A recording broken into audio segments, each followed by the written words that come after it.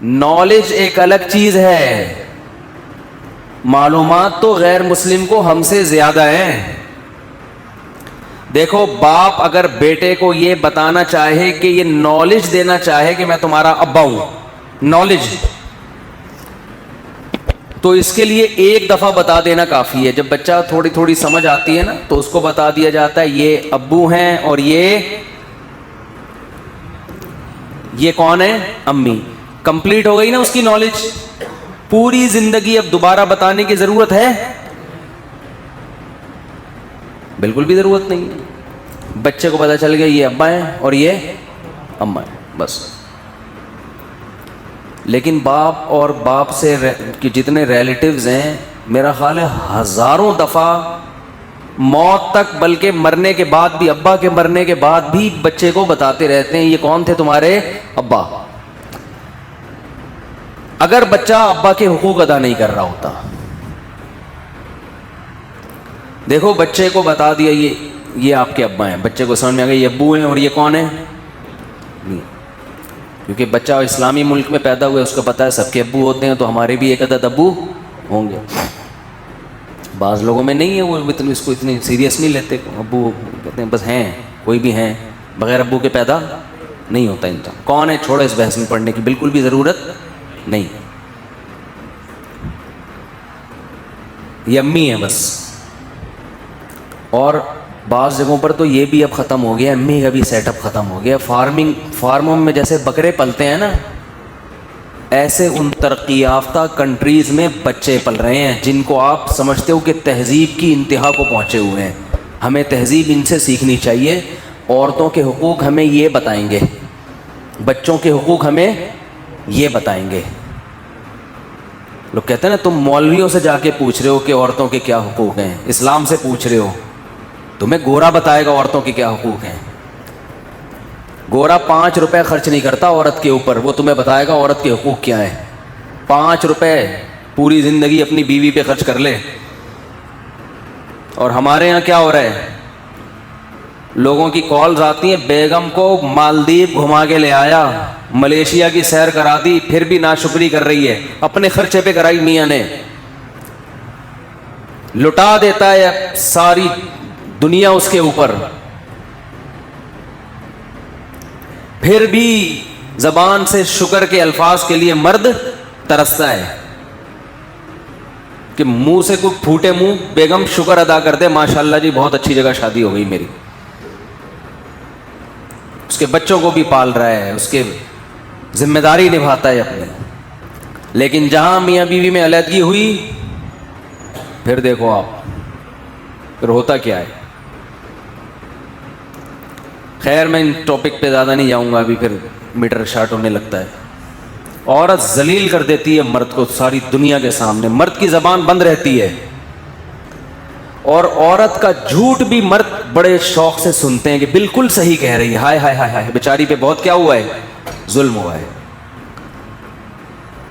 ہوتا ہے ظلم، عورتوں کے اوپر بھی ہوتا ہے، میں نہیں کہہ رہا، بہت سے مرد ظلم کرتے ہیں، لیکن آپ یک طرفہ بات سن کے فیصلہ کیسے کر لیتے ہیں؟ کمال کی بات یہ ہوتی ہے مرد نے طلاق دے دی نا تو یہ بھی ظلم ہے، پھر عورتیں کہتی ہیں میری زندگی تباہ کر دی، 2 نمبر آدمی، تو 2 نمبر سے تو جان چھوٹ گئی تو شکر ادا کرو نا، 2 نمبر سے جان چھوٹ گئی تو شکر ادا کرو بھائی۔ یعنی کچھ بھی کر رہا ہو، ہمارے معاشرے میں ساری بلی کس پہ ڈالی جاتی ہے؟ آدمی کے اوپر۔ یہ سارا یورپ کا کلچر ہے، یورپ، انہوں نے ویمن رائٹس کے نام پہ نا بہت کچھ غلط سلط کر کے معاشرے میں، عورت شوہر کی سننے کے لیے تیار ہی نہیں ہے۔ اطاعت جو عورت کے اوپر، جو شوہر کے حقوق عورت کے ذمہ ڈالے ہیں نا، میجورٹی 90% ان حقوق کو ادا نہیں کر رہی ہے۔ 90% میجورٹی خواتین کی ہمارے شہری زندگی میں، گاؤں دیہاتوں میں تو الٹا معاملہ ہے، عورتوں پہ ظلم ہوتا ہے، شہری زندگی میں زیادہ تر خواتین اپنے شوہر کے حقوق ادا نہیں کر رہی ہیں، نچوڑتی پورا طبیعت کے ساتھ، اس کو پورا نچوڑ لیا، اس کی کیا ذمہ داری ہے آپ کے اوپر؟ نہ ساس کی خدمت، نہ سسر کی خدمت۔ ایک مولانا طاری جمیل صاحب کا بیان سن لیا کہ عورت پہ ساس سسر کی خدمت واجب نہیں ہے، بھئی وہ بہت پھیلایا گیا بیان. وہ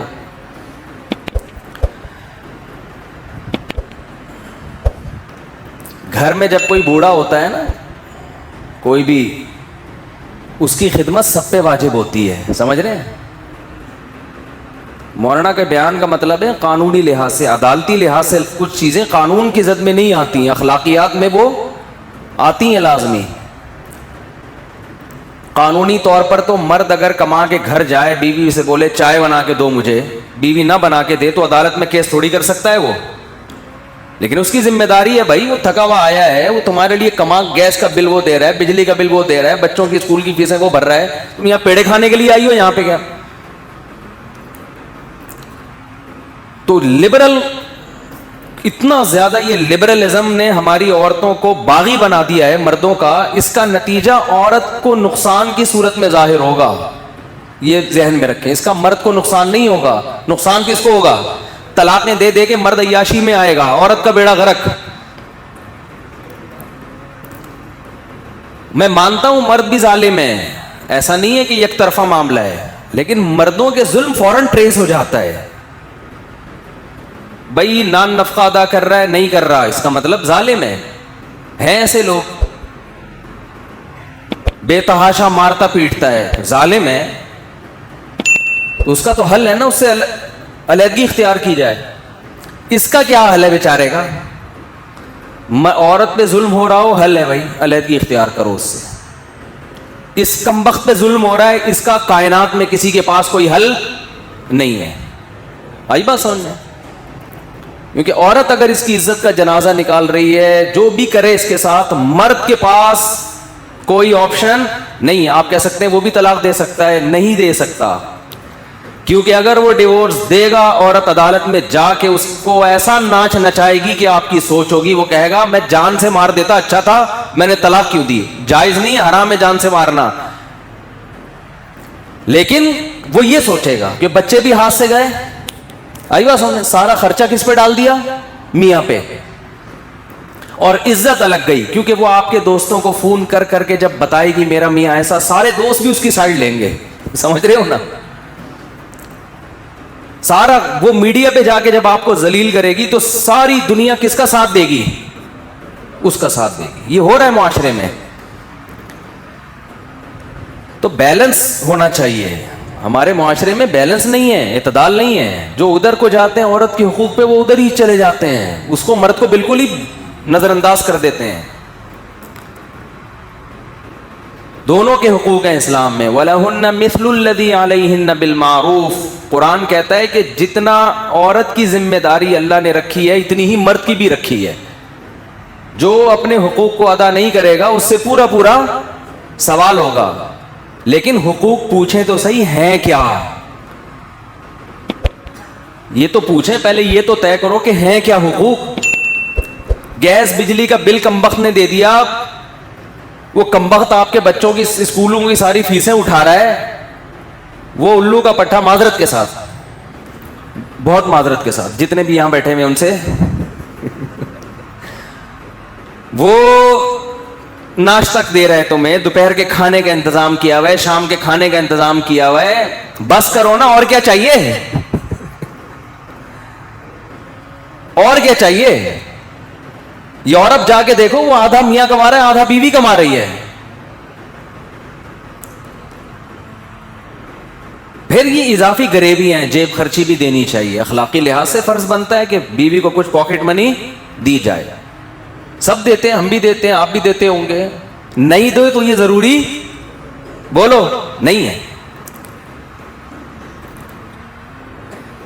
آپ کو رات کو گھر پہ ہونا چاہیے. شریف آدمی ہمیشہ رات کہاں گزارتا ہے؟ گھر. کبھی کبھار سفر پہ چلا گیا, غائب ہو گیا, کوئی اتنی ٹینشن کی بات, یہ مرد کا حق ہے. رخصتی اس کی تھوڑی ہوئی ہے, اس کو بالکل آپ نے وہ باؤنڈ کر دیا. اس میں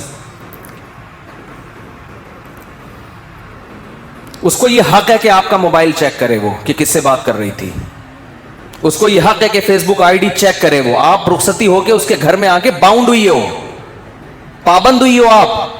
یہ جو لبرل لوگ کہتے ہیں عورت کسی کے پابند, شوہر کے پابند, یہ لبرل لوگوں کا مذہب ہے. ان کو اس لعنت بھیجو اس کلچر پہ. ایک طرف ہو جاؤ, یا اسلام یا लिबरलिज्म। मैं औरतों को कहता हूं तुम्हें अगर इस्लाम को फॉलो नहीं करना है तो शादी के तकल्लुफ की जरूरत क्या है तुम्हें। इस्लाम में मियां का मतलब ये होता है कि औरत उसकी इताअत करेगी, नहीं तो मियां बनाने की जरूरत नहीं है। फिर रिश्तों के पीछे भागा ना करो, रिश्ता बता दें, किसी से शादी करा दें। शादी का मतलब ये है कि औरत सारी जिंदगी शौहर की इताअत करेगी, जायज चीजों में उस पे उसकी ताकत से ज्यादा बोझ ना डाला जाए, तो जायज चीजों में वो इताअत करे। अपनी शर्मगाह की हिफाजत, ये चीज भी आपको काफिरों में नहीं मिलेगी। आपने देखे हिंदू भगवान की खातिर बुराई से बच जाएं, नजर की हिफाजत करें, जिना से बच जाएं, शायद कुछ लाखों में कोई एक हो। अंग्रेजों में तो जो ईसाई हैं, ये पूरा अमेरिका यूरोप तो क्रिश्चियनिटी है ना, ये तो क्रिश्चियन है, अपने आप को मुंह से बोलते भी हम क्रिश्चियन हैं। क्या इन्हें मालूम नहीं है कि हजरत ईसा अलैहिस्सलाम ने जिना को हराम करार दिया है, लेकिन क्या बचते हैं? नहीं भाई। तो अल्लाह से रिलेशन के बगैर आदमी जिना से बच नहीं सकता है। वही बचेगा जिसके दिल में अल्लाह का खौफ हो। अल्लाह के खौफ के अलावा कोई ऐसी पावरफुल मोटिवेशन अब तक इजाद ही नहीं हुई है जो मर्द को जिना से रोक दे। कोई मोटिवेशन ऐसी है ही नहीं, क्योंकि जिना बहुत ज्यादा इंसान पे उसका गलबा होता है, इससे बचना बहुत मुश्किल है। कैसे रोकेगा कोई डॉक्टर? आपको कैसे रोकेगा? इससे सेहत खराब होगी, इस तरह रोकेगा आपको। वो कहेगा इससे खानदानी निजाम तबाह हो जाएगा, तो अगला कहेगा मेरे करने से क्या निजाम तबाह होगा? तो पूरी दुनिया जब जिना छोड़ेगी तो निजाम बहाल होगा ना, मेरे अकेले से क्या होता है? वो आपको कहेंगे इससे एड्स फैलता है, तो लोग कहेंगे ठीक है हम एड्स की जो बचने की तदाबीर इख्तियार कर लेंगे। कोई आपसे कहेगा कि जी आपका पैसा इससे बर्बाद हो जाएगा, तो आदमी कहेगा एक दफा कर लेता हूं, जब बर्बाद होने लगेगा तो नहीं करूंगा। हर चीज का शैतान जवाब आपको दे देगा। इसके लिए सिवाय अल्लाह से रिलेशन के कि आपको किसका खौफ हो? अल्लाह का। वो आग में डालेगा अगर मैंने जिना किया, वो आग में डालेगा, वो बर्बाद कर देगा जिंदगी मेरी। जानी को आखिरत में सजा बाद में मिलती है, दुनिया में सजा पहले। दुनिया की सजा पता है क्या जानी की? उसकी फैमिली लाइफ की ऐसी की तैसी। उसके दिल में बीवी की मोहब्बत नहीं बल्कि बीवी बोझ लगती है उसको। तो आप सोचो जिसको अपनी बीवी बोझ लगना शुरू हो जाए उसको घर में क्या मजा आएगा। शादीशुदा आदमी सफर में जाता है, घर में भागने की उसको जल्दी होती है, उससे मियां बीवी का रिलेशन बनता है, फिर औलाद का माँ बाप से रिलेशन बनता है, तो उसके एक परिवार, जिसको हिंदी में कहते हैं ना परिवार होता है, खानदान होता है। बाज अल्फाज हिंदी के बड़े अच्छे हैं, वो परिवार का लफ्ज ना बड़ा एक अट्रैक्टिव सा लफ्ज लगता है, इसलिए मैं बार बार परिवार लेकर आता हूं। तो एक पूरा आपका क्या होता है? खानदान आबाद होता है। औरत को शोहर पे एतमाद होता है, क्योंकि ये जो शोहर 2 नंबर होते हैं ये बिल आखिर पकड़े जाते हैं। ये हो नहीं सकता कि पकड़े ना जाएं, ये कहीं ना कहीं पकड़े जाते हैं। औरत को पता चल जाता है कि इसका रिलेशन है, और फिर औरत के दिल में शोहर की 2 टके की हैसियत नहीं। बाज दफा तो ये होता है कि औरत शोहर की कदर करना छोड़ती है, टाइम पास करती है, और बाज दफा खुद भी वो बदकिरदार बन जाती है। वो कहती है जब तुम्हारे ताल्लुकात हो सकते तो हमारे क्यों नहीं हो सकते? तो अब क्या ऐसा रिश्ता तो गया तेल लेने, रिश्ता कहाँ गया? बोलो तेल लेने। तो जब रिश्ता तेल लेने गया तो उसका नुकसान क्या होगा कि जानी जो जिना करके जो थोड़ी देर की खुशी होती है वो तो हासिल होती है, लेकिन जो एक कंटिन्यूसली एक खुशी इंसान को घर में बीवी बच्चों की मोहब्बत से, और फिर वो बुढ़ापे में दादा दादी नाना नानी, ये सारी जो एक मुस्तकिल खुशी है, ये हमेशा के लिए इससे क्या हो जाता है? महरूम। बिल्कुल नशे की मिसाल है कि चरस पीने का मजा 10-15 मिनट का, मुझे टोटल कैलकुलेशन मालूम नहीं क्योंकि मैं कुछ चरसी अल्हम्दुलिल्लाह हूं नहीं, आइंदा किसी चरसी से पूछूंगा। कल मैंने 3 जहाज देखे कल मैं न्यू कराची से आ रहा था, बहुत अरसे के बाद मुझे जहाज नजर आया। 3 जहाज, मैं न्यू कराची से आ रहा था तो झाड़ियों के अंदर 3 बंदे बैठे हुए हैं। इनको जहाज कहते हैं ना हम लोग, ये हवा में होते हैं।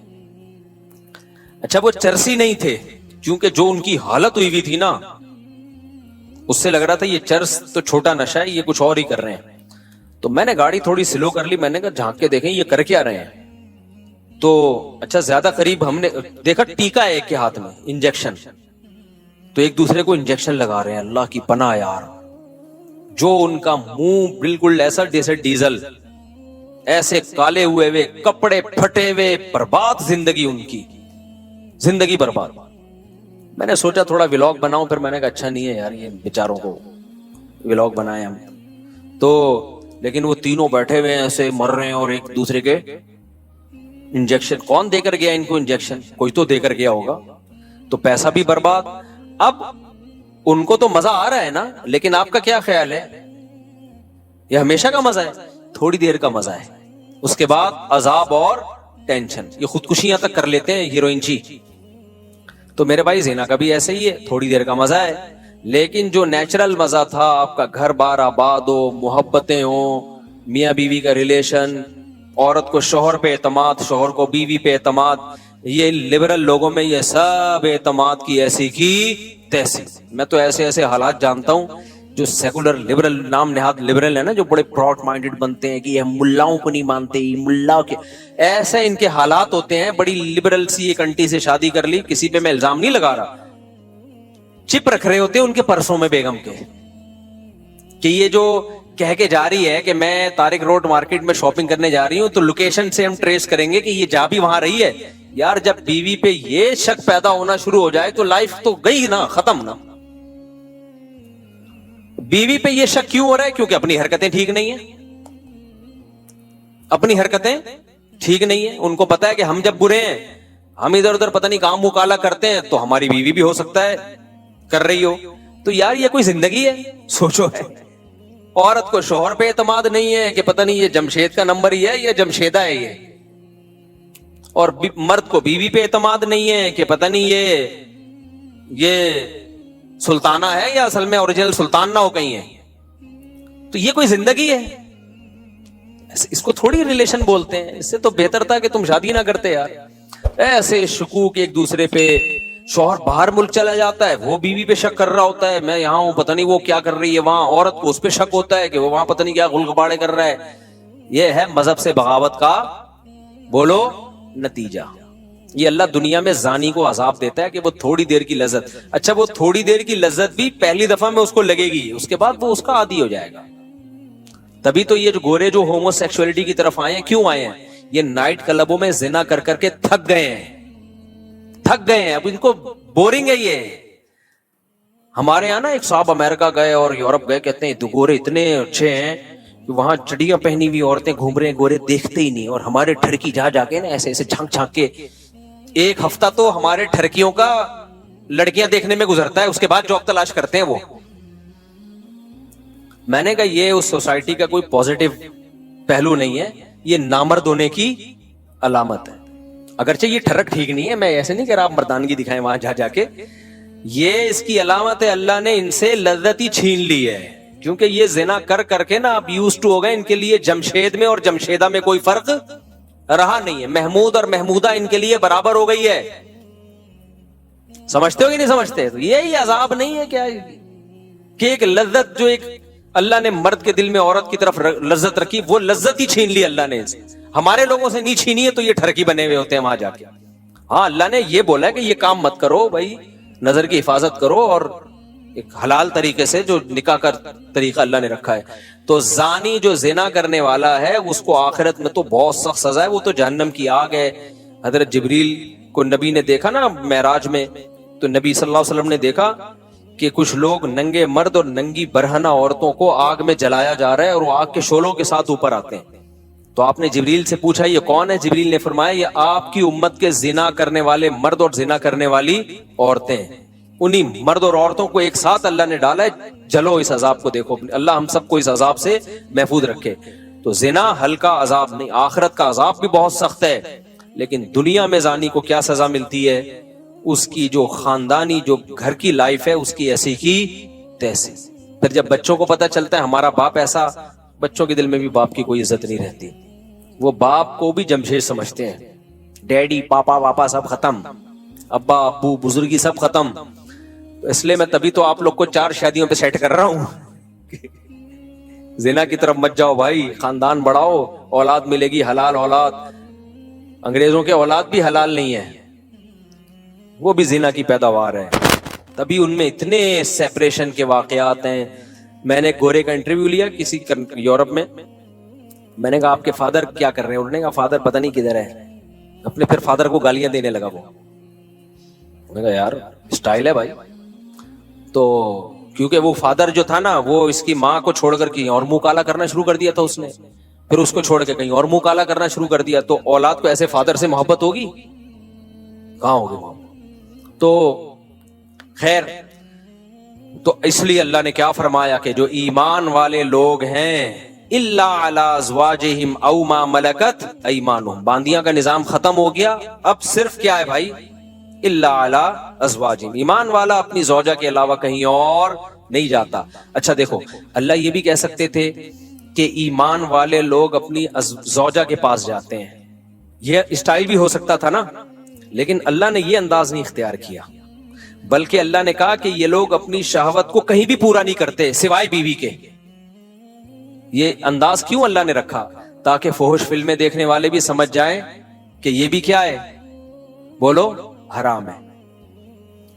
اور ہینڈ پریکٹس کرنے والے بھی سمجھ جائیں کہ یہ عمل بھی کیا ہے, حرام ہے, یہ ناجائز ہے, جائز عمل نہیں ہے. جو لڑکوں سے بدفعلی کرتے ہیں وہ بھی سمجھ جائیں کہ یہ عمل بھی کیا ہے, بولو, حرام. بد نظری سے اپنی خواہش پوری کرنا وہ عمل بھی کیا ہے, تصور میں کسی غیر عورت کا تصور. بعض نوجوان بتاتے ہیں ہم لیٹتے ہیں تو پھر فلم چلاتے ہیں دماغ میں, اس کی فلم پوری چلا کے اس سے لذت حاصل کر رہے ہوتے ہیں. بھائی یہ بھی ناجائز اور یہ بھی حرام.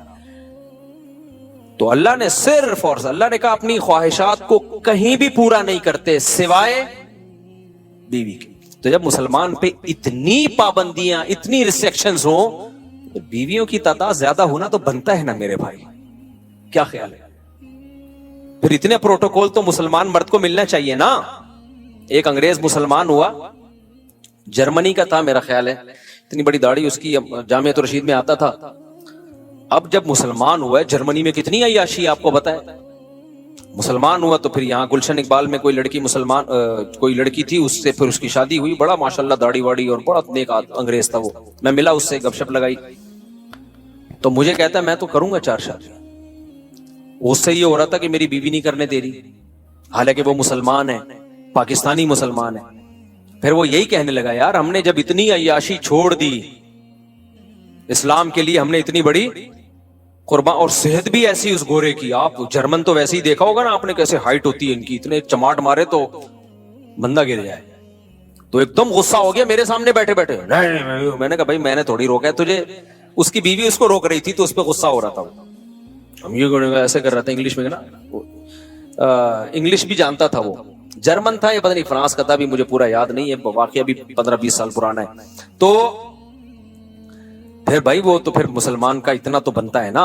اچھا یہ یورپ میں جو یا انگریز عورتیں جو ہے نا, وہ یہ بات آسانی سے ایکسپٹ کر لیتی ہیں کہ مرد 2 شادیاں کرے, کیونکہ ان کو پتا ہوتا ہے کہ مرد کی دوستیاں بہت عورتوں سے ہوتی ہیں. جو سیکولر لبرل لوگ ہیں, نام نہاد لبرلز کی بات کر رہا ہوں میں, یہ کرتے کیا ہے, ان کی دکھانے کو ایک بیوی ہوتی ہے, لیکن ان کی عورتوں کو بھی پتا ہوتا ہے کہ ان کے تعلقات بہت ہیں. دفتر میں ان کی جو سیکریٹری ہے وہ الگ ہے, وہ ایک الگ عذاب بنی ہوئی ہے بیوی کے لیے, وہ بھی چھانٹ چھانٹ کے رکھتا ہے, اس کی کوالیفیکیشن سے زیادہ اس کی شکل دیکھی جا رہی ہے. اور پھر باہر جا کے کیا کچھ کر رہا ہے, یورپ جا رہا ہے, فلاں ملک جا رہا ہے, پتہ نہیں کیا کر رہا ہے. تو یہ جو انگریز عورتیں ہوتی ہیں یہ زیادہ آسانی سے ایکسپٹ کر لیتی ہیں, جب یہ اسلام قبول کرتی ہیں نا, یہ ایکسپٹ کر لیتی ہیں کہ ہمارے شوہر کی دوسری بیوی ہو, کیونکہ انہوں نے وہ تباہی والا دور دیکھا ہوتا ہے, وہ دور انہوں نے دیکھا ہوتا ہے. تو ہماری عورتوں کو نے کیونکہ دیکھا نہیں ہے نا, وہ ان کو اس لیے اسلام کی قدر نہیں ہے. تو اللہ نے کیا فرمایا بھائی, اللہ نے فرمایا الا علی ازواجہم, مسلمان مرد کے پاس اپنی زوجہ کے علاوہ کوئی آپشن نہیں ہے. اچھا یہاں پہ ڈاکٹر لوگ ٹانگ اڑاتے ہیں. ڈاکٹر کہتے ہیں یہ ایکچولی یہ جو ہینڈ پریکٹس وغیرہ ہے اس سے ایکچولی صحت کو نقصان نہیں ہوتا, اور یہ تو وغیرہ وغیرہ جو ڈاکٹر فضول باتیں کر رہے ہوتے ہیں. دیکھو ایک چیز خوب اچھی طرح سمجھ لو, ہر چیز میڈیکل سائنس سے ثابت نہیں ہو سکتی. میڈیکل سائنس کیا کرتی ہے کہ وہ کہتے ہیں بھائی جب آپ سیٹسفائی ہوتے ہو ادھر ہو یا ادھر ہو, تو جو وہاں آپ کی باڈی میں چینجنگ آتی ہے وہی یہاں بھی آتی ہے. یعنی وہ تو اس کو بالکل ایک سمپل اس پر لے کے جا رہے ہوتے ہیں، لیکن حقیقت یہ ہے اس سے میڈیکلی بھی آپ کو نقصان ہوتا ہے، کیونکہ مینٹلی آپ ڈسٹرب ہوتے ہو. اللہ نے جو کام، نیچر کبھی غلطی کرتی ہے؟ مجھے ایک بات بتاؤ، فطرت کبھی 2 نمبر ہی کرتی ہے؟ تو اللہ نے مرد کو عورت کے لیے، عورت کو مرد کے لیے پیدا کیا ہے.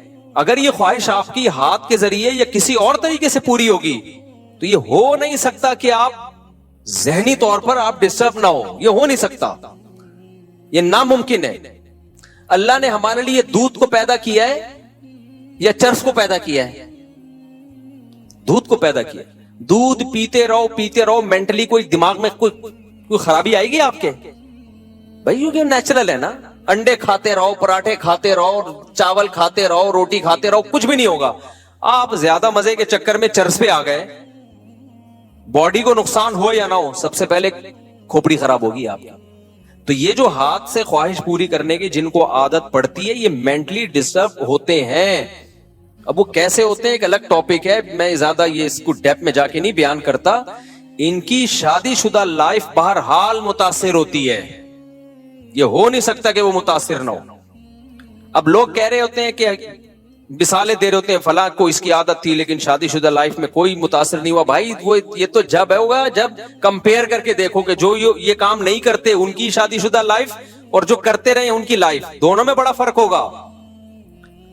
آپ کمپیئر کیسے کرو گے؟ تو جب انسان مینٹلی کسی اور جگہ اپنے آپ کو سیٹ کر لیتا ہے تو اس کو اس سیٹنگ سے نکلنے میں ٹائم لگتا ہے بہت زیادہ.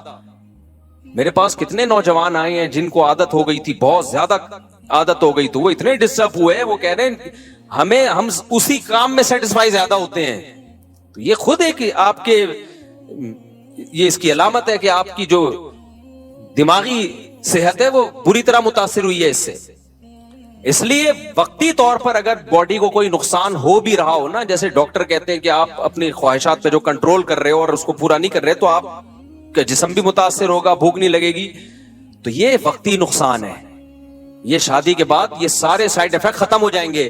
لیکن اگر غلط طریقے پہ سیٹ ہو گئے نا تو وقتی طور پہ یقیناً کچھ فائدے حاصل ہو سکتے ہیں، لیکن دائمی طور پہ اس کے نقصانات ہوں گے. اور سب سے بڑی بات یہ یار، ایک چیز میں اگر فائدہ ہو بھی صحت کو بالفرض، لیکن جب ہمارے لیے وہ اللہ نے حرام قرار دے دیا تو بس مسلمان کے لیے یہ نقصان کافی ہے. یہ نقصان کافی ہے مسلمان کے لیے. صحابہ نے شراب کے بارے میں نبی سے پوچھا تھا. مشرکین مکہ کہا کرتے تھے کہ شراب میں تو بہت سارے فائدے بھی ہیں. اسلام نے شراب کو حرام قرار دے دیا، لیکن شراب پی کے باڈی میں طاقت آتی ہے، کتنے ڈپریشن ٹینشن ہو، جب شراب پیتے ہیں تو سارے غم ہم بھول جاتے ہیں.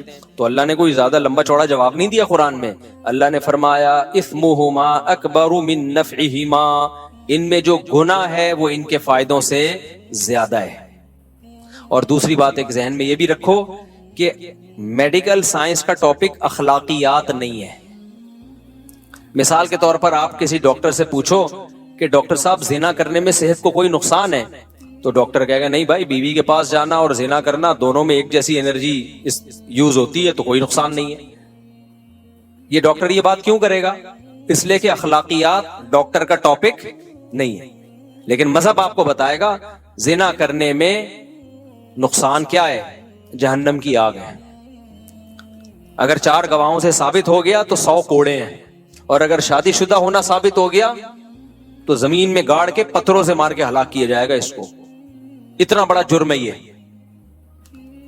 تو ہر چیز ڈاکٹروں سے پوچھنے کی نہیں ہوتی، کیونکہ یہ آج کل نا لوگ ڈاکٹر سے پوچھ رہے ہوتے ہیں ڈاکٹر صاحب مجھے یہ عادت پڑ گئی ہے.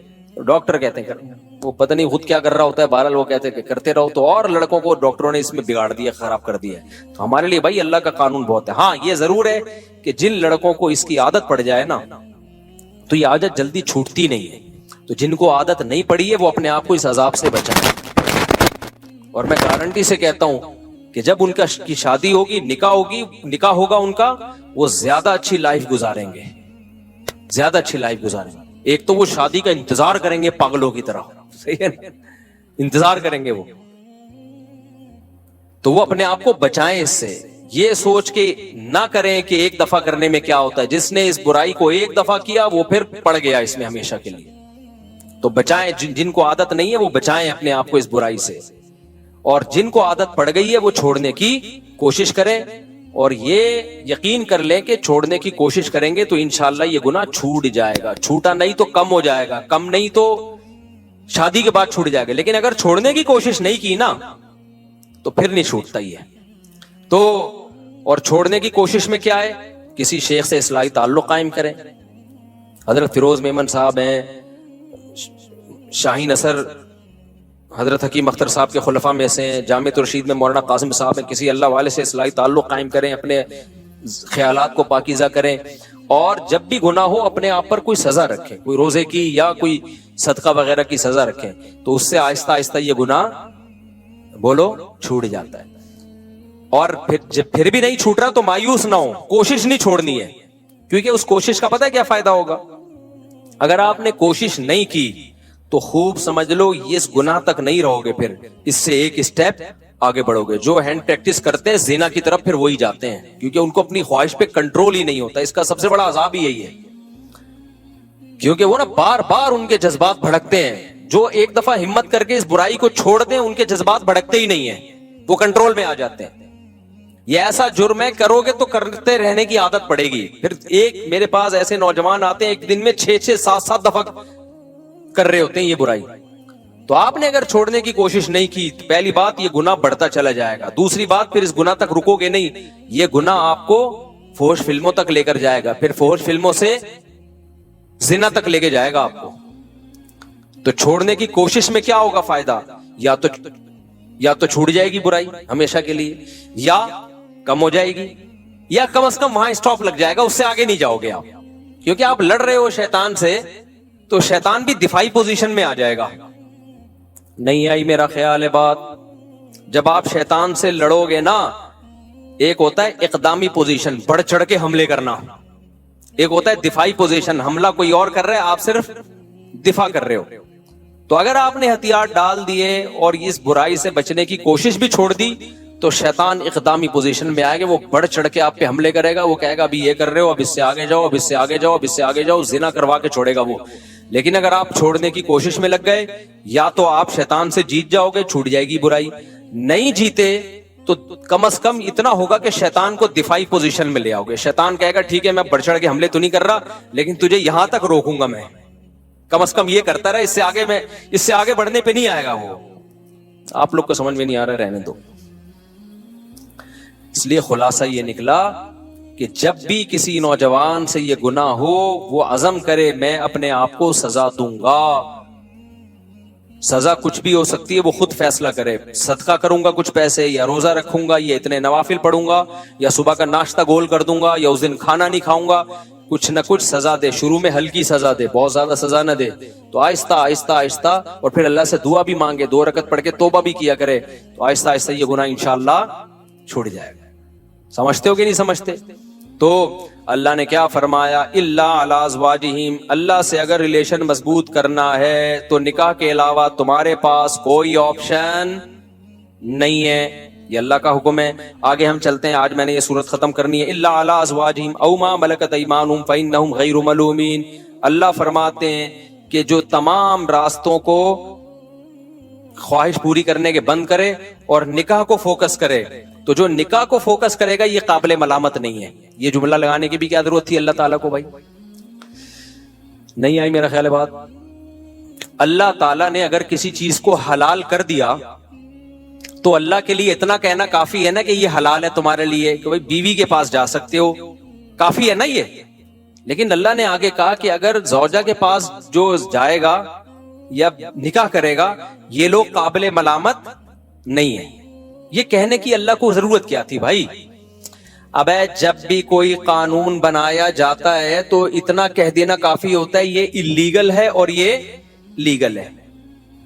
آگے یہ کہنے کی کیا ضرورت ہوتی ہے کہ جو یہ لیگل کرے گا وہ ملامت کے قابل نہیں ہے، یہ کہنے کی ضرورت پڑتی ہے؟ میں آسان مثال سے سمجھاتا ہوں بات کو۔ دیکھو، ڈاکٹر سے آپ نے پوچھا کہ ڈاکٹر صاحب کیا کیا کھا سکتا ہوں، کیا کیا نہیں کھا سکتا، تو ڈاکٹر کہے گا کہ بھائی آپ کا چونکہ گلا خراب ہے آپ اچار نہیں کھا سکتے، آپ کولڈ ڈرنک نہیں پی سکتے، آپ یہ نہیں پی سکتے۔ ڈاکٹر صاحب کیا میں گنے کا رس پی سکتا ہوں؟ ہاں پی سکتا ہوں. ہاں آپ پی سکتے ہو. ڈاکٹر یہ کہے گا نا بس اتنا کافی ہے. تو اللہ بھی یہ کہہ دیتے بھائی یہ حرام ہے اور نکاح کر کے جو خواہش پوری کرتے ہیں وہ کیا ہے؟ حلال ہے. لیکن اللہ نے کہا کہ جو اپنی نکاح کر کے خواہش پوری کرتے ہیں یہ لوگ قابل ملامت نہیں ہے، کیونکہ اللہ کو معلوم تھا کہ کچھ صوفی مزاج لوگ فنٹر بنیں گے اور شادیاں کرنے والے کو بھی تانے دیں گے شہوت پرستی کے، کیونکہ وہ یہ سمجھیں گے کہ یہ دنیا داری ہے.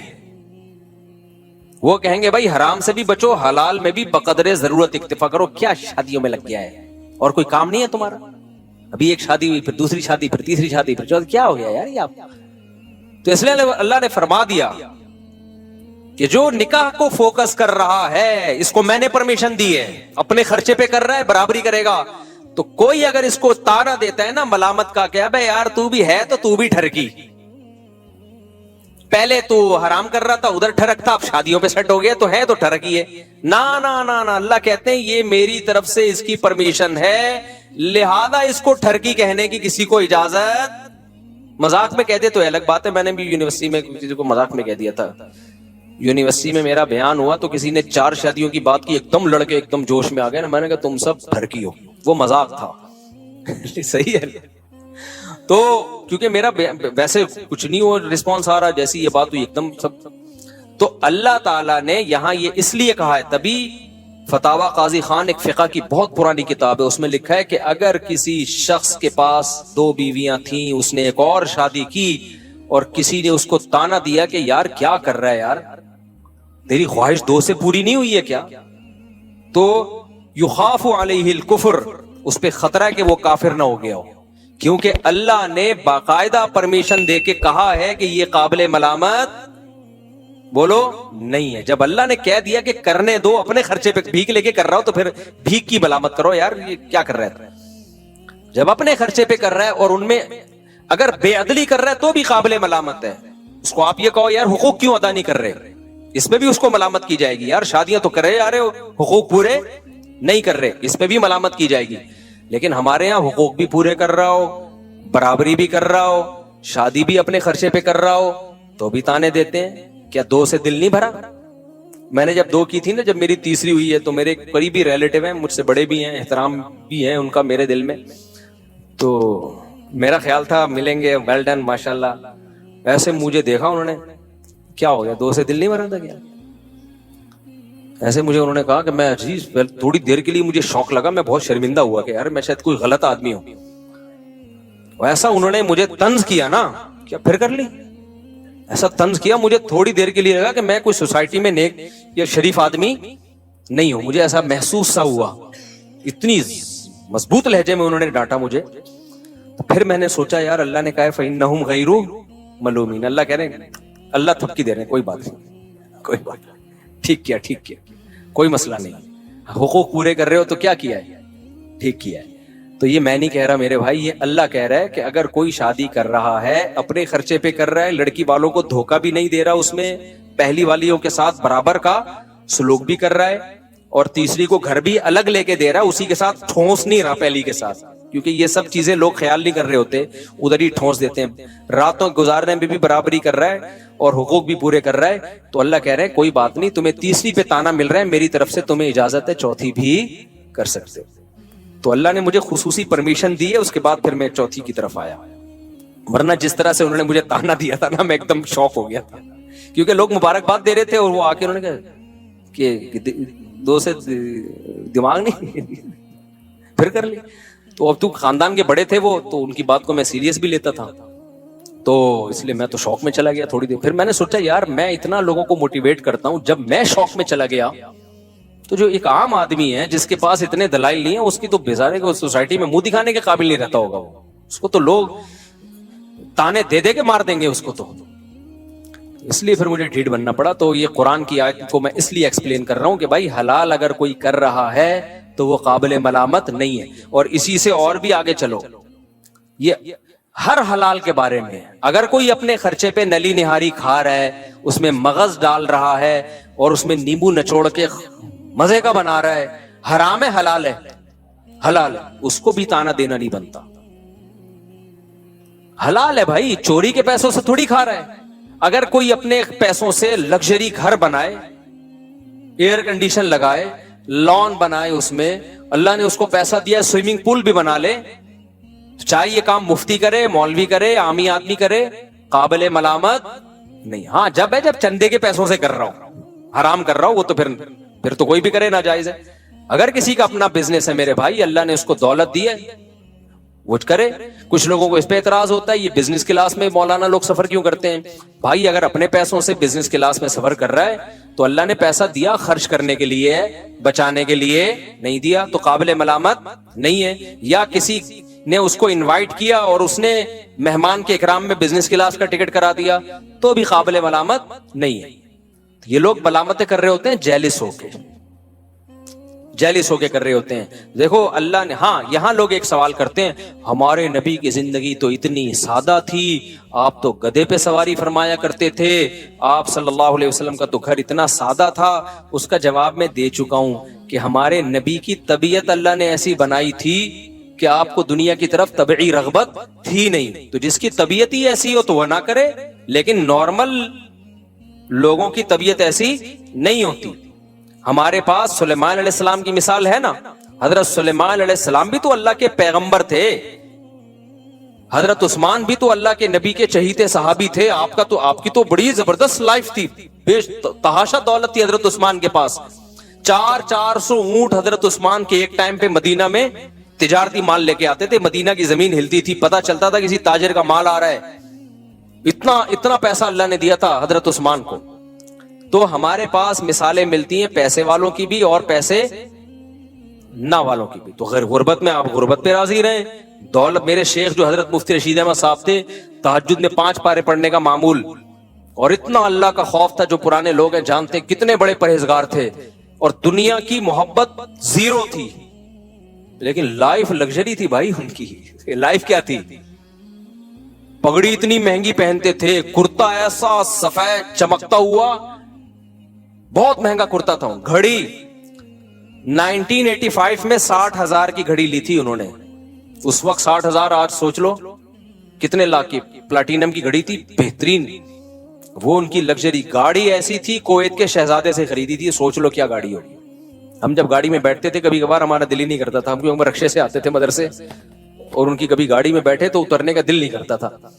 تو لیکن دنیا کی محبت الگ چیز ہے, دنیا کی نعمتوں کا استعمال کرنا الگ چیز ہے. میرے خوراک بھی ان کی خاندانی تھی, خوراک میں سیب, بادام, انڈے, یہ ان کی خوراک تھی. اب اگر کوئی اور ان کے بارے میں مجھے یہ بتاتا تو میں سوچتا شاید وہ بزرگ نہیں تھے, دنیا پرست تھے. لیکن ہم نے تو بھائی ان کی صحبت میں کئی سال گزارے ہیں. ہم کہتے ہیں اگر وہ بھی بزرگ نہیں تھے نا, اللہ والے نہیں تھے, پھر تو اللہ والے مارکیٹ سے کیا ہو گئے ہیں, شارٹ ہو گئے. کیونکہ ہمیں پتا تھا کہ یار ان کے دل میں دنیا کی محبت, سخاوت اتنی تھی, اتنی اپنے اوپر بھی لگا رہے ہیں اور غریبوں پہ خرچ بھی کر رہے ہیں. حضرت کے پاس جو پیسہ آتا تھا نا زمینوں سے, ایسے نوٹوں کی گڈیاں میں اس پہ رکھی ہوتی تھی. اپنے گھر کا خرچہ نکالا, اس میں یہی انڈے, پراٹھے اور یہ سب چیزیں. پراٹھے نہیں کھاتے تھے, یہ خوراک بھی بڑی انہوں نے خاندانی رکھی ہوئی تھی, گوشت کے اور یہ سب چیزوں کا خرچہ نکالا, باقی سارا فی سبیل اللہ صدقہ. اب دیکھنے والا ان کا صدقہ تو دیکھ نہیں رہا ہوتا تھا. نئے لوگ آتے نا بدگمان ہو جاتے ہیں, یار یہ کیسے بزرگ ہیں, اتنی مہنگی گھڑی ہے, اتنے مہنگے جوتے ہیں ان کے, گاڑی ایسی شاہانہ, اور ایک فلور اوپر جانے کے لیے بھی لفٹ لگائی ہوئی ہے. کیونکہ جب ایج زیادہ ہو گئی تھی تو اوپر جانا مشکل ہو گیا تو لفٹ لگوا لی تھی. اور جب کمرے میں جاتے تو بے ہوش ہو جاتے. ان کا کمرہ دیکھ کے, ایسا خوبصورت کمرہ, دل ہی نہیں کرتا تھا نکل. ہم جاتے تھے صفائی کے لیے تو ہم کہتے تھے کہاں سے صفائی شروع کرے بھائی. یعنی ہمارے گھروں سے وہ اتنے زیادہ صاف ہوتے تھے, ہمارے گھر صاف ہو کے اتنے اچھے نہیں ہوتے تھے جتنے ان کے میلے ہو کے ہوتے تھے اچھے. تو ایسا ان کے گھر میں صفائی کا ماحول. حضرت کہتے تھے میرا جو مصلی ہے وہ میلا ہونے سے پہلے دھلتا ہے, میرے کپڑے میلے ہونے سے پہلے دھلتے ہیں. ہمارے گھر میں دھلائی گھر کے گندا ہونے سے پہلے, گھر کے بستر کی چادریں میلی ہونے سے پہلے دھلتی ہیں. ہم کہتے تھے بھائی یہ کیا ہے, اس کی لاجک سمجھ میں نہیں آئی. فرماتے تھے اگر میلا ہونے کے بعد دھلیں تو میل تو دیکھ لیا نا گھر میں. آپ لوگ سے بہت دیکھو یہ اوپر کی باتیں, یہ سمجھ میں نہیں آئی ہیں, ہمیں بھی نہیں آتی تھی سمجھ میں. حضرت کہتے تھے کپڑے اگر میلے ہو گئے تو میل تو دیکھ لیا نا. صفائی اس کو تھوڑی کہتے ہیں میل میل نظر آ رہا ہے, صفائی کہتے ہیں میل نظر آنے سے پہلے صاف ہو رہا ہے. تو حضرت کے گھر کی چادریں دھلتی تھی, ایک ٹائم تھا کہ اتنے وقت کے بعد اب میلی ہونے کا خطرہ شروع ہو گیا ہے, لہذا اتنے ٹائم کے بعد چادریں دھلیں گی. حضرت کا جو مصلی تھا جہاں نماز پڑھتے تھے, ایسے نماز ایسے بالکل جیسے کوئی کھمبا کھڑا ہوا ہو نا, ایسے قد بھی ماشاءاللہ اونچا تھا. پنجابی تھے نا تو بڑے چودھری ٹائپ کے, ان کا حضرت کا مزاج بھی ایسے ہی تھا. تو وہ کپڑے میلے ہونے سے پہلے دھل رہے ہیں, ایسی صفائی اور خوشبوئیں, او بھائی ان کی خوراکیں. تو اگر کوئی مجھے ان کے بارے میں بتاتا اور میں نے ان کی صحبت میں خود ٹائم نہ گزارا ہوتا, میں کیا کہتا, فوراً فتویٰ لگا دیتا یہ دنیا پرست ہیں, معاذ اللہ عیاشی کر رہے ہیں. لیکن ہم نے ان کا اللہ سے تعلق دیکھا ہے, اسی کے بعد ہمیں اندازہ ہوا بھائی دنیا رکھ کے بھی اللہ والا بنا جا سکتا ہے, کو دیکھ کے اندازہ ہوا, اور انہوں نے ایک مثال قائم کی. تو اس لیے, اور اگر تم چاہتے ہو کہ نبی جیسی ہی زندگی ہو تو پھر تو میرے بھائی جو ہماری زندگی ہے, پھر تو غریب کی زندگی بھی بڑی لگژری ہے. پھر تو ایک کمرے کا چھوٹا سا کچا مٹی کا گھر بناؤ. پھر تو جن علماء کے پکے گھر ہیں نا, چاہے کرائے پہ ہوں, وہ بھی غلط کر رہے ہیں. پھر تو اکانومی کلاس میں سفر بھی غلط ہے. پھر تو پیدل جاؤ گدھے پہ بیٹھ کے, اور جو کی روٹی کھاؤ وہ بھی ایک ٹائم. اور گھر آپ کا اتنا چھوٹا ہو کہ آپ اگر نماز میں سجدہ کریں تو آپ کی زوجہ کو پاؤں سمیٹنے پڑے, اتنا چھوٹا گھر ہو, اور اس میں ایئر کنڈیشن کیا, پنکھا بھی نہ ہو.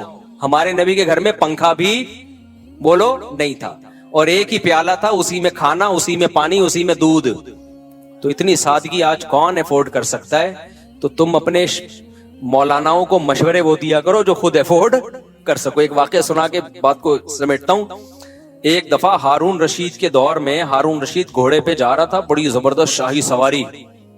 تو ایک شخص آیا, اس نے ہارون رشید کے گھوڑے کی لگام پکڑی, یا لوگوں کو گارڈ وارڈ کو اس کو بولا مجھے ہارون رشید سے ایک سوال پوچھنے دو خالی. گارڈوں نے اجازت دے دی. وہ آیا ہارون رشید سے کہنے لگا بتا تو زیادہ بہتر ہے یا عمر بن خطاب بہتر تھے؟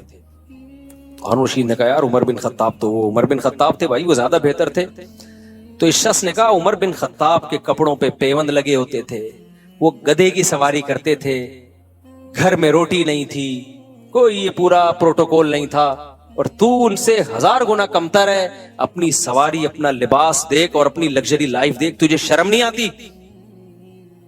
وہ ہارون رشید نے بڑا خاندانی جواب دیا. ہمارے استاد یہ جواب اپنے الفاظ میں بیان کرتے تھے. پہلے میں ہارون رشید کے اپنے الفاظ بتا دوں, پھر ہمارے استاد کے الفاظ بتاؤں.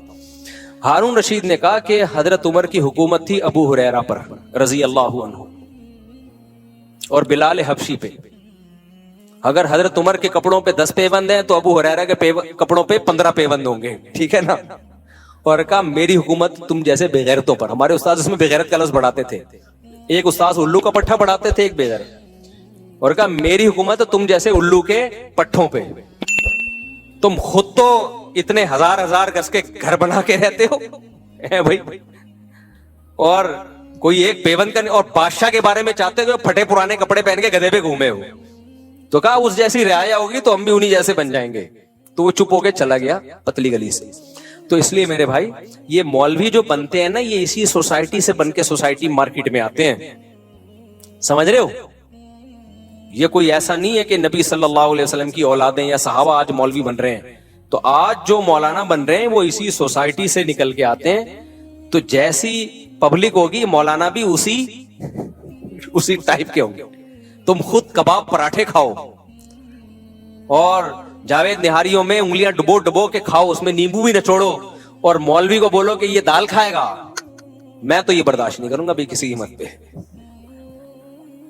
ہم تو کسی قیمت پہ, ہم جب مولوی ہیں بھائی ہم بھی ڈبو اپنے خرچے پہ کھا رہے ہیں نا, تو ہم بھی نیمبو بھی نچوڑیں گے, اس میں نلی بھی ڈالیں گے. میں جب نہاری تیار کرواتا ہوں تو آپ دوستوں سے پوچھ لو, میں بولتا نلی الگ سے ڈال اس میں, اور مغز الگ سے ڈال, اور گریوی شروع میں ہی لے آ, گریوی شروع میں ہی لے. تو اس لیے بھائی یہ مولانا بھی اسی سوسائٹی کی پیداوار ہیں. ان کو بیچاروں کو اتنے مصیبت کا مکلف کیوں بنا رہے ہو؟ ان کو بھی جینے کا حق دو, حرام نہ ہو بھائی.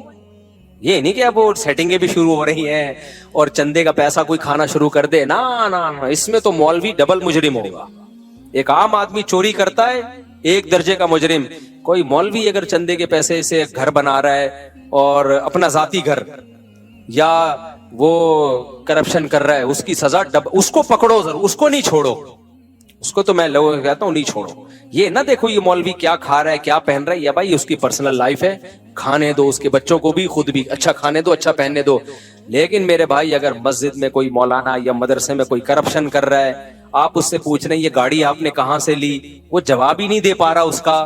حضرت آپ کی تو اتنی آمدن ہے نہیں, تو کسی نے ہدیہ دیا ہے آپ کو, تو ذرا بتا دیں کون ہے جو اتنا بڑا دل کر کے پوری گاڑی ہدیہ دے دی, گفٹ دے دی, کون ہے؟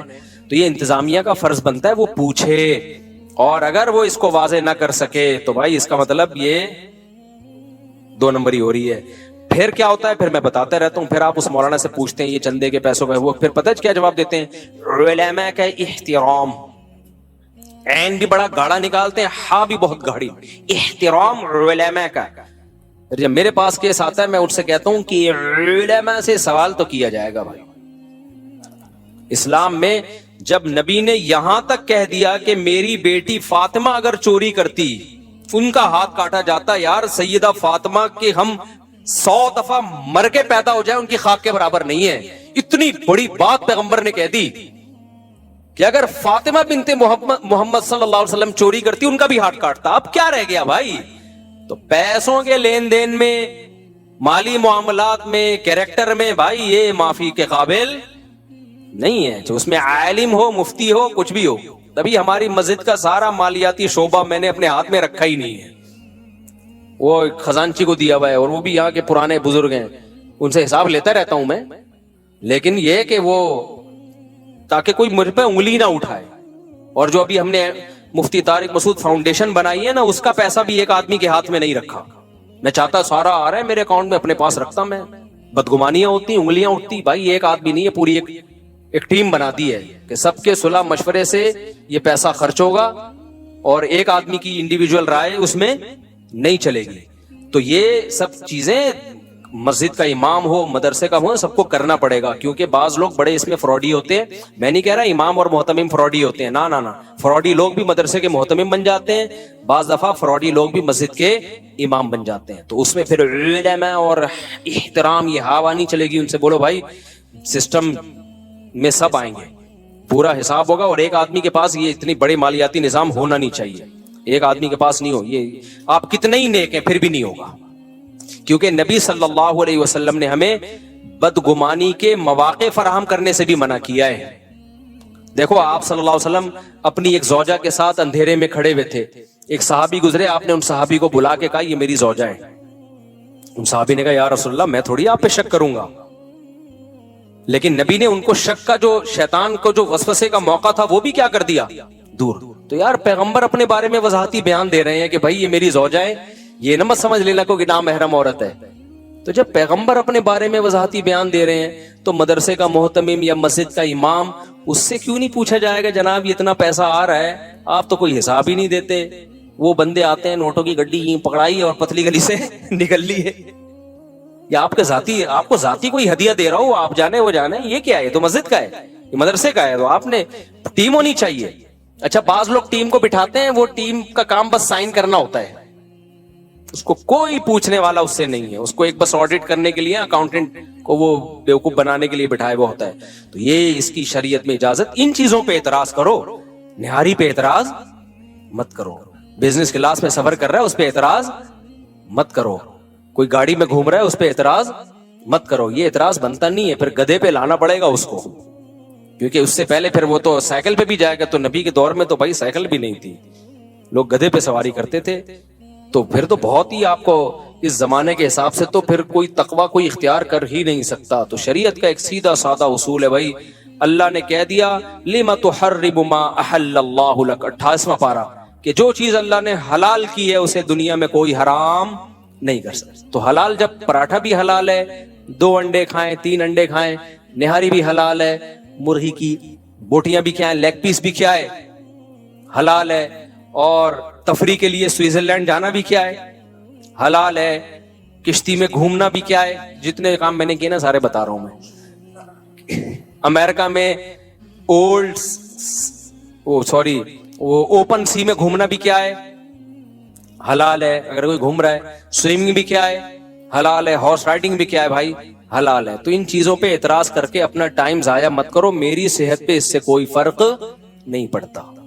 صحیح ہے نا. میں پھر بھی یہ کام جو اللہ نے جتنی مجھے توفیق دی ہے میں کروں گا, چندے کے پیسوں سے نہیں کروں گا, بس یہ آپ کو بتا دوں میں.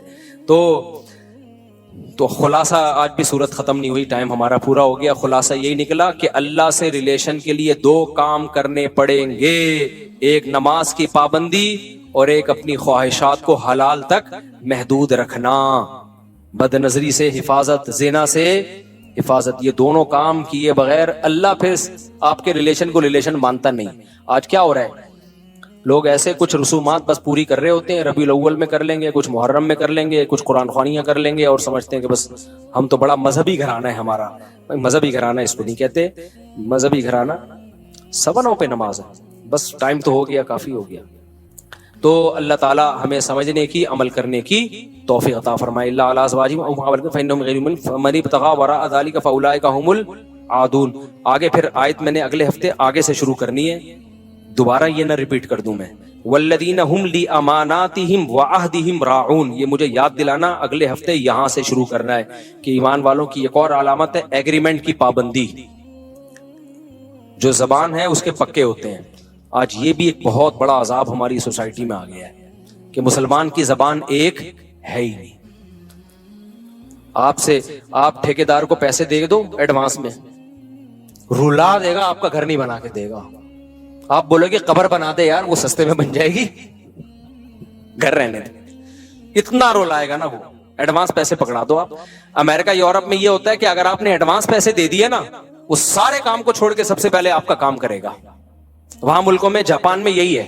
وہاں لوگ بتاتے ہیں کہ ہمیں جب کوئی کام جلدی کرانا ہوتا ہے ہم ایڈوانس میں سارے پیسے پکڑا دیتے ہیں, پھر وہ لوگ ایگریمنٹ کی پابندی کرتے ہیں. ان کی تربیت ہوئی ہوئی ہے اس بارے میں, وہ سارے کام چھوڑے گا, پہلے آپ کے کام کرے گا.